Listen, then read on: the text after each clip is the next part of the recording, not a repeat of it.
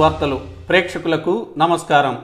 దర్శి నియోజకవర్గ వైసీపీ ప్రముఖ నాయకునిగా మద్దిశెట్టి వేణుగోపాల్కు బాధ్యతలు అప్పగించేందుకు వైసీపీ అధిష్టానం పూర్తి స్థాయిలో ఇష్టత చూపిస్తుండగా మద్దిశెట్టి వేణుగోపాల్ జనవరి 17వ తేదీ హైదరాబాదులో పార్టీ అధినేత జగన్మోహన్ రెడ్డి సమక్షంలో వైసీపీలో చేరనున్నారు.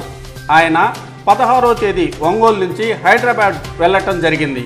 మాజీ ఎమ్మెల్యేలు డాక్టర్ బూచేపల్లి శివప్రసాద్ రెడ్డి, బూచేపల్లి సుబ్బారెడ్డి, వెంకాయమ్మలతో కూడా పార్టీ ప్రముఖులు మంతనాలు జరిపి మద్దిశెట్టికి మద్దతు తెలిపే విధంగా వారిని సంసిద్ధులను చేస్తున్నట్లు కూడా సమాచారం తెలుస్తుంది.